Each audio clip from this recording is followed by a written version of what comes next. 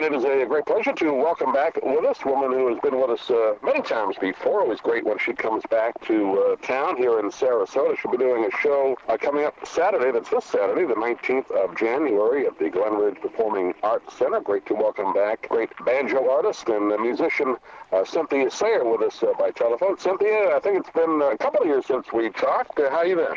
Oh, I've been fine. Thank you so much. It's good to be here. I think last time we talked, you're going to do a show at the Players Theater, and now you're at the Glen Ridge Performing Arts Center. I haven't not been there yet, but I hear that's a great place. Yes, it's a really lovely venue. You'll be there this Saturday night, and I'm sure you'll be playing some cuts, because you also have a new CD that's coming out. We'll talk about that as well, called Joyride, right? Joyride, yes.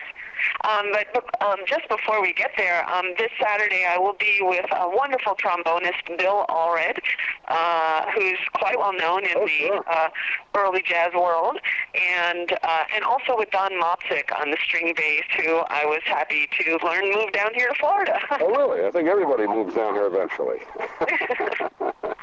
Maybe. Well, it's a great area for jazz. I know we've chatted about that before. You've been here about once a year. You come down and do a show, and there's a lot of great jazz enthusiasts and jazz fans down here, aren't there? Yeah.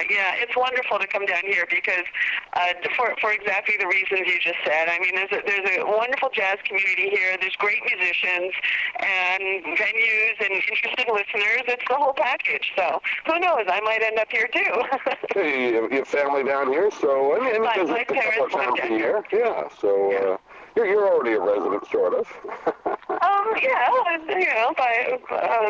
By attachment, that's true. And also, the man I live with, his family is in Sarasota too. So we have double family reasons down here.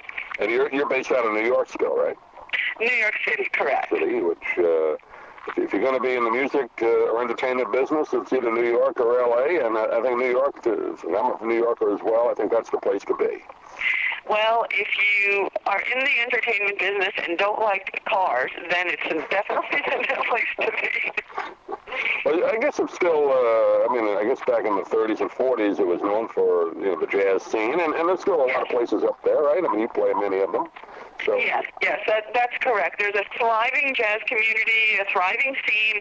It's not like it was, of course, in the old days. And when I listen to, our jazz elders tell stories about how New York was in the 30s and 40s, and, of course, it was a very different world. I don't know. I'm happy there. I think it's great. It's a great center for the arts, and I love being there. And one of the main things I like about being in New York City is I feel that I have the opportunity to work with absolutely the best players anywhere. I mean, I can just surround myself with amazing talent, and of course that's a wonderful joy, which is what I did on my album. I was able to work with just absolutely outstanding players there. You talk about the best of the best, which either congregates in New York or L.A. or some of the other cities known for music. But one of the great things about jazz is you can kind of get together anywhere and jam together. It's one of the unique things about music, but particularly jazz, isn't it? Yes, and there's a kind of a special musical community that exists in jazz, which is worldwide. I've been to many countries, and it's amazing. I've met banjo players in Pakistan, of all places, and wherever you go, you can sit in, you can play. There is a common language, a common way of playing material, and really the only thing in jazz is whether you tend to play more modern or more old style or swing or avant-garde, this type of thing. That's really the only thing that separate some of our worlds of the musicians to each other. But even there, many musicians play many different styles and enjoy jamming in various styles, and aside from how they might gig. So I don't know. It's an ongoing exchange, which makes it really fun, and is one of the things that attracted me to be a jazz musician, even though I didn't realize at the time there were no other women. but now, luckily, that's not the case. There's a good deal of of young female talent coming up who are extraordinary players at a very high level, just like everyone else. And so luckily those days are gone. Although it was kind of fun to be the only woman around for a while. Well, it is a unique to see a woman playing a banjo. I mean, it's not, you don't normally see that in any kind of music, but jazz in particular. So you were kind of a pioneer, weren't you? I suppose. I actually. Banjo is very male-identified, that's true, and ironically, historically, it went through a phase of being female-identified, and it wasn't very cool for men to play, white men, I should say, to play the banjo, because it has an African tradition to it, and then after that, it was okay for white women to play it, and it took a while before white men played it. So it has a funny social history behind it, but now it's very much a male instrument, and I don't know, I just like it. I just love the sound, and it really works. Getting back to the banjo, I guess a lot of people probably associate it more with Dixieland jazz. Now you do that as well as other types of jazz, but isn't it more associated in the old days with Dixieland, right? Yeah, well, the banjo was reached. The four-string banjo, its height of popularity with jazz was with the invention of jazz, and it was throughout the 1920s, and after that, the guitar kind of came in and took over, but the banjo remained associated with early jazz styles, and so in the 50s there was a Dixieland revival that banjo was often seen with, and then the four-string banjo, which is what I play, jazz banjo, and later on there were like banjo parlors and sing-along things, which is of course a different thing than the jazz world. And I think banjo continues to be associated with a New Orleans view of early New Orleans musical view of jazz. But you're right, I don't see any reason to limit myself to that. No. Even though those are my roots, I love all kinds of music. I was born today, not in 1920, and I like having all kinds of musical influences, and I guess I would call myself more of a swing style player than a traditional jazz player, because I certainly am not, my style is not, within really the traditional jazz boundaries, but I also just like having an eclectic approach as much as I can. I think that's what makes it fun to be a musician. Yeah, a couple of years ago when I saw your show, you had a great variety of music in it, and I think the people that come see you this Saturday are going to get a real treat in that. It's not just one type of music. It's all. That's right. And you sing as well, so you can be. Yes, I do. Yes, I do. Well, we'll do like a little bit of tango and even a classical piece probably, and maybe we'll do a kind of swingy version of a Hank Williams tune, and as well as some old favorites that people know, and maybe a little Cole Porter. I don't know. It'll be all over the place. I don't want to give it all away. Not at all. Don't give it all away.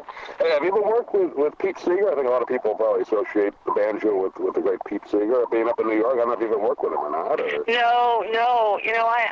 I'm actually very proud to say that I'm one of the few four-string banjo players, I guess I should, who has worked with a number of the leading five-string players, but I have not had the honor of working with or meeting Pete Seeger, to my regret. But just for your listeners, the kind of banjo that they normally hear associated with bluegrass and country music and folk music is a five-string banjo, which is finger-picked, and it's a whole different creature than the four-string banjo that is associated with jazz, and which, of course, we play with a flat pick and we strum it, and it's a whole different thing. And even though they're both banjos, our worlds are very, very far apart, and there has not been all that much exchange between the four-string banjo world and the five-string banjo world, and I'm very proud to be one of the few banjo players who has managed to cross over and work with numerous artists in that other world, which I love, too. I like it all. Yeah. That's great. I knew there was a 4 and a 5 string. I didn't know the difference in the way it was played, but it's interesting.